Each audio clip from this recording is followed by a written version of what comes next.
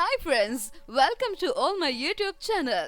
புதுசா நம்ம சேனலை பார்க்கறவங்க கீழே உள்ள ரெட் கலர் பட்டனை கிளிக் பண்ணி நம்ம ஆன்லைன் டெக் யூடியூப் சேனலை சப்ஸ்கிரைப் பண்ணுங்க. கூடவே பெல் ஐகான் கிளிக் பண்ணிக்கோங்க. இன்னைக்கு வீடியோ செம இன்ட்ரெஸ்டிங்கா இருக்கும். சோ ஸ்கிப் பண்ணாம கடைசி வரைக்கும் பாருங்க. வாங்க வீடியோக்குள்ள போலாம். ஹாய் ஃப்ரெண்ட்ஸ், இன்றைக்கி நம்ம வீடியோவில் என்ன பார்க்க போகிறோம் அப்படின்னா 1.5 HP கம்ப்ரஸர் மோட்டரில் கொடுக்கக்கூடிய வயர்லைன் கனெக்ஷன் தான் எப்படின்னு பார்க்க போகிறோம். வாங்க பார்க்கலாமா. நம்ம மோட்டருக்கு இன்சைட்லேருந்து வரக்கூடியது நான் 4 லைன் எடுத்திருப்பாங்க. என்ன அப்படின்னு பார்த்தீங்கன்னா ரன்னிங் ஆயில் உள்ள 2 லைனு ப்ளஸ்ஸு ஸ்டார்டிங் ஆயில் உள்ள 2 லைன். சரிதான், இந்த ஒயிட் கலரில் போட்டிருக்காங்களா ஸ்லீவ் மட்டும் வருதுல்ல, இந்த ஒயிட் கலரும் இந்த ஒயிட் கலரும் ரன்னிங் ஆயிலோட லைன். இந்த பிளாக்கும் இன்னொரு பிளாக்கும் இருக்குல்ல, இது ஸ்டார்டிங் ஆயிலோட லைனு. ஸோ அது போக வேறு என்ன லைன்லாம் இருக்குது அப்படின்னு பார்த்தீங்கன்னா சுவிட்ச் லைன் இருக்குது. கம்ப்ரஸரில் சுவிட்ச் லைன் வரும். இந்த கலரில் இருக்கலாம், இது சுவிட்ச் லைன். இது ப்ளஸ்ஸு இந்த பக்கம் ஒரு இது இருக்குல்ல, இதுவும் சுவிட்ச் லைன். இப்போ கனெக்ஷன் எப்படி கொடுத்துருக்காங்கன்னு பார்க்கலாம். இன்னர்லேருந்து, அதாவது உள்ளாடி வைண்டிங்லேருந்து வரக்கூடிய ஒரு ரன்னிங் ஆயில் வயரும் இருக்கலாம், இந்த ஒயிட் கலர் வயர் பாருங்கள், இந்த ஒயிட் கலர் வயரும் ப்ளஸ்ஸு ஸ்டார்டிங் ஆயிலிருந்து வரக்கூடிய இந்த பிளாக் கலர் வயர், இந்த பிளாக், இதுவும் ஒரு பிளாக். ஸோ இது ரெண்டையுமே ஒரு மெயின் லைனாக ஆக்கியிருக்காங்க. உள்ளாடிந்து வரக்கூடிய ரன்னிங் ஆயிலில் உள்ள ஒரு வயரும் ஸ்டார்டிங் ஆயில் உள்ள ஒரு வயரும் சேர்ந்து மெயின் லைன் இதில் கொடுத்துருக்காங்க. தெரியுதா? இது மொத்தமே பார்த்தீங்கன்னா உள்ளாடி இருந்து வரக்கூடிய 2 வயர் மட்டும் கொடுத்துருக்காங்க. ஓகே,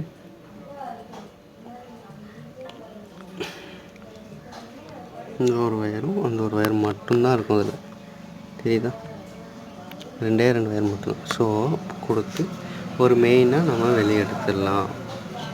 ஓகே, ரெண்டாவது எப்படின்னா உள்ளேருந்து வரக்கூடிய ரன்னிங் ஆயில் உள்ள ஒரு வயர், இந்த வயர் இதில் கொடுத்துருக்குறோம் பாருங்கள், கொடுத்துருக்கோமா, அந்த லைனோட ஒரு சுவிட்ச் லைன் இருக்கா.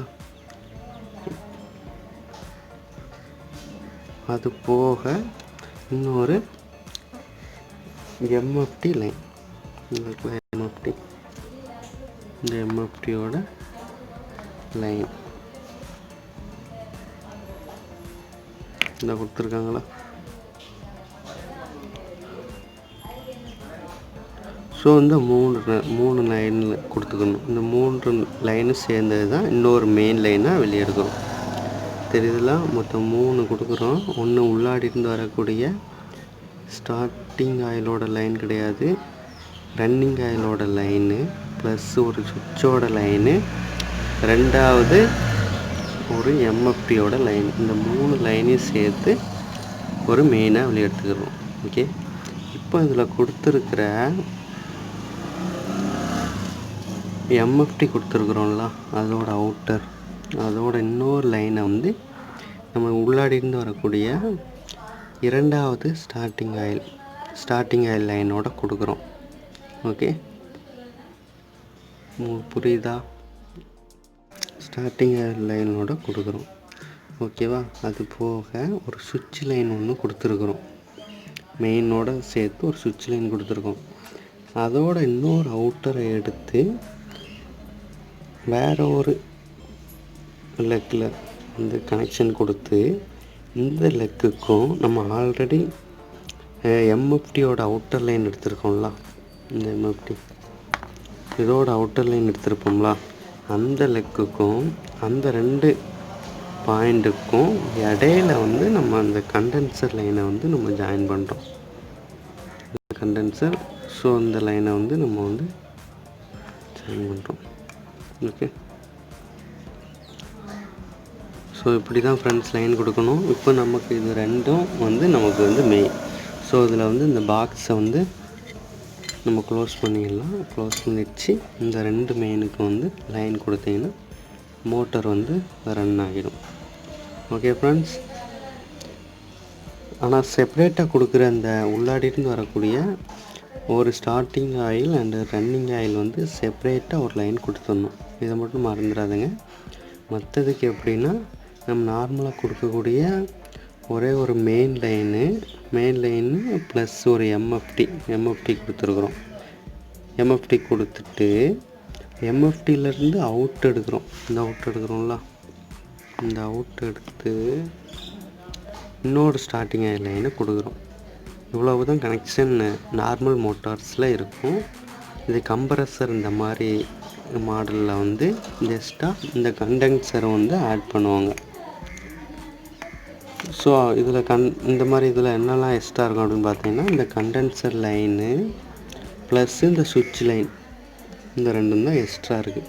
ஸோ அந்த எக்ஸ்ட்ரா இருக்கிற அந்த 2 லைனை ஒரு மெயின் கொடுத்தோம்ல எம்எஃப்டி லைன், அதோட ஒரு லைன் வந்து சுவிட்சுக்கு கொடுத்துட்டு இந்த சுவிட்சோட இன்னொரு எண்டை எடுத்து தனி செப்பரேட்டாக ஒரு லாக் பாயிண்டில் வந்து லாக் பண்ணிவிட்டு இப்போ லாஸ்ட்டாக இருக்கிற அந்த கண்டென்சர் லைனை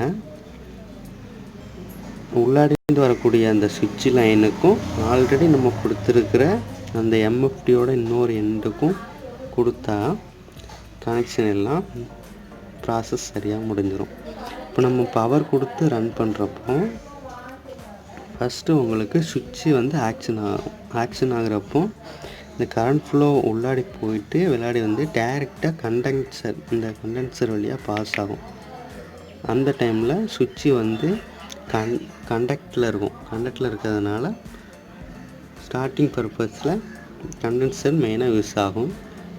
ஓரளவு நல்ல ஸ்பீடு வந்ததும் சுவிட்சு வந்து டிஸ்கனெக்ட் ஆகிடும். இந்த சுவிட்சு வந்து உள்ளாடி கொடுத்துருப்போம்ல, அந்த உள்ளாடி இருக்கும் பேக் சைடில், அது வந்து டிஸ்கனெக்ட் ஆகிடும். டிஸ்கனெக்ட் ஆகினதும் என்னென்னா இந்த கண்டென்சரோட லைன் வந்து ஃப்ரீ ஆகிடும்னா இதில் எந்த யூஸும் இல்லாத மாதிரி ஆகிடும். இது வந்து ஸ்டார்டிங் பர்பஸ் மட்டும்தான். ரெண்டாவது இந்த எம்எஃப்டி யூஸ் ஆகி மோட்ரு வந்து ரன் ஆகிட்டே இருக்கும். Okay thank you friends.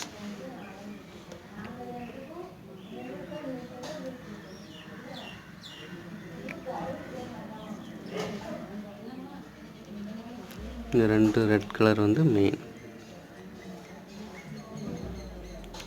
இது கண்டென்சர் மெயினாக ஸ்டார்டிங் பர்பஸ்க்காண்டி யூஸ் பண்ணுறோம். இந்த கண்டென்சரு சுவிட்சு இல்லைன்னா நீங்கள் நார்மலாக கொடுக்குற மாதிரி கொடுத்துக்கலாம்.